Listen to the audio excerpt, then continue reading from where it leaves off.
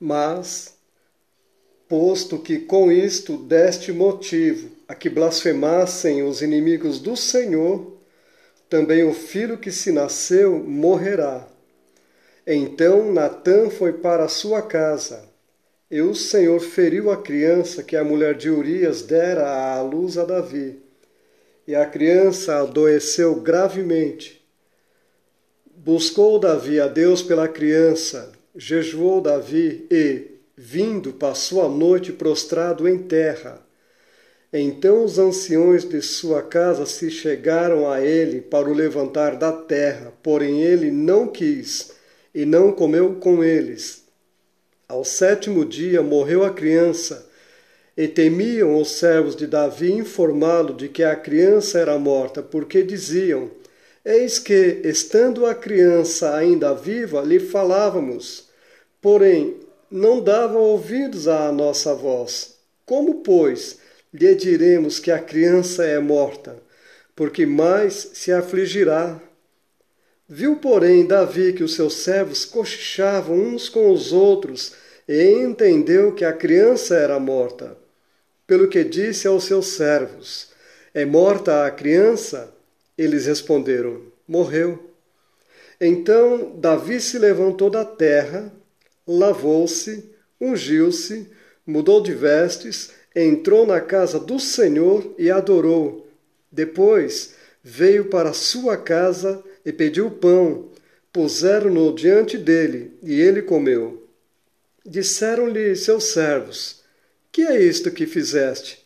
Pela criança viva jejuaste e choraste, porém, depois que ela morreu, te levantaste e comeste pão? Respondeu ele: vivendo ainda a criança, jejuei e chorei, porque dizia: quem sabe se o Senhor se compadecerá de mim e continuará viva a criança? Porém, agora que é morta, por que jejuaria eu? Poderia eu fazê-la voltar? Eu iria a ela, porém ela não voltará para mim. Então Davi veio a Betseba, consolou-a e se deitou com ela. Teve ela um filho, a quem Davi deu o nome de Salomão, e o Senhor o amou. Segundo Samuel capítulo 12, do verso 14 até o 24, foi esta leitura que eu fiz. Eu quero te fazer uma pergunta neste momento. O que é que você entende como tristeza? Como você define tristeza? Em outras palavras, o que é a tristeza?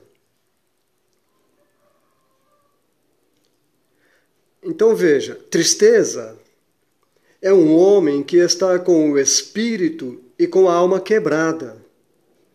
Provérbios capítulo 15, verso 13, diz assim: com a tristeza do coração, o espírito se abate. Agora, nem toda tristeza é fruto do pecado. Lucas capítulo 7, verso 11. Um dos maiores momentos de tristeza da vida de Davi foi quando o profeta Natã falou com ele, aqui nesta leitura do versículo 13, 14 e 15. Na angústia, Davi, ele fez três coisas. Três coisas que ele fez na angústia que ele passou. Primeiro, ele não desistiu de Deus. Talvez você esteja passando algum momento difícil, de tristeza, de dor, de perda, de angústia. Então vale para você também esta palavra. Não desista de Deus. Davi, ele não desistiu de Deus. Hoje, tem pessoas que desistem de Deus por pouca coisa, mas nós não podemos fazer esse tipo de coisa. Nós temos é que permanecer firmes em Deus. Davi não desistiu de Deus. Segundo, ele jejuou por 7 dias. A pessoa, quando está numa situação de luto, ou de tristeza, ou de angústia profunda, ela procura se isolar, se afastar e procurar entrar em mais comunhão com Deus. Então o jejum foi este humilhar-se, este quebrantar-se de Davi. Mesmo Deus estando em silêncio com Davi, para com Davi, Davi se colocou na presença de Deus. Às vezes, parece que Deus está em silêncio conosco, mas nós precisamos sempre, independentemente de nossos sentimentos, nós temos que manter a nossa comunhão com Deus através da oração. E Davi fez a terceira coisa, ele adorou.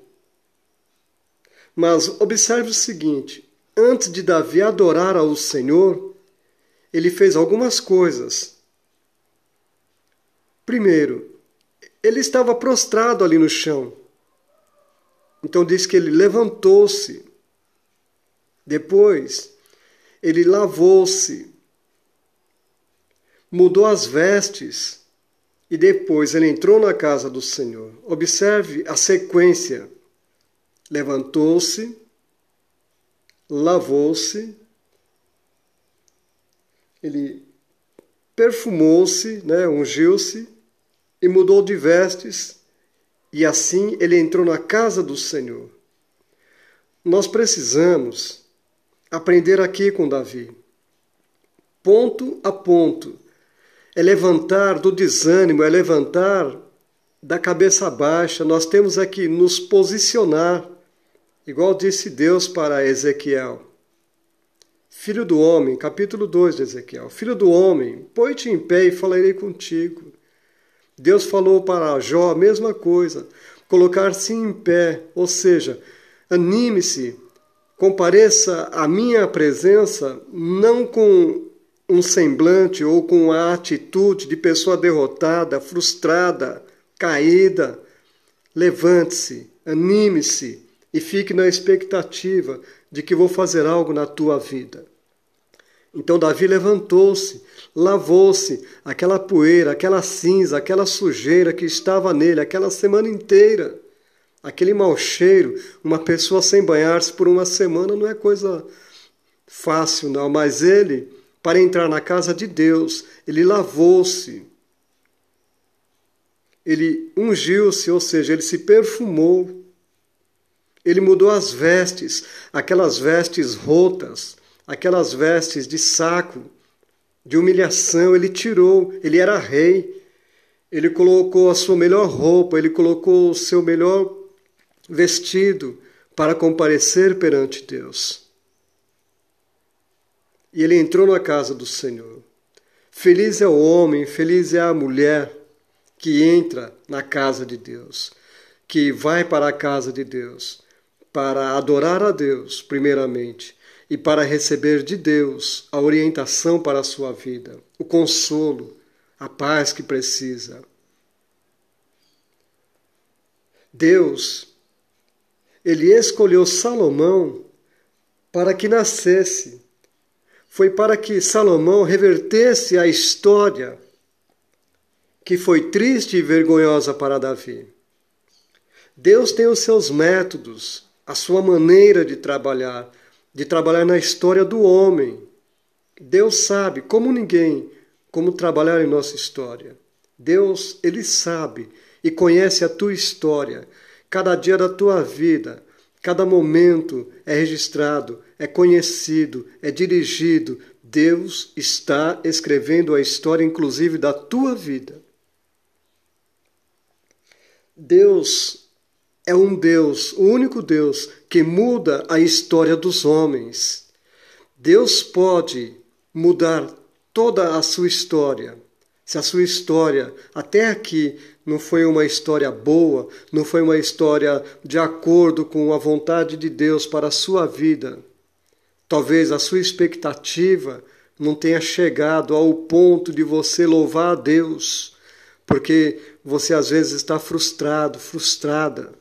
Mas Deus, ele muda a história. A tua história ele pode mudar. Ele pode reescrever a tua história. A tua história pode ser escrita de uma maneira linda e gloriosa ainda por Deus. Lembre-se, enquanto você estiver com esperança na tua alma, Eu quero que você se segure em Deus. O último capítulo da sua vida ainda não foi escrito. Deus tem a caneta nas mãos.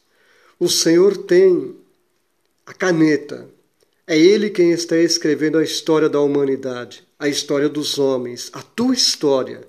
E eu tenho certeza que será um final feliz para você, se você confiar em Deus, se você se levantar, se você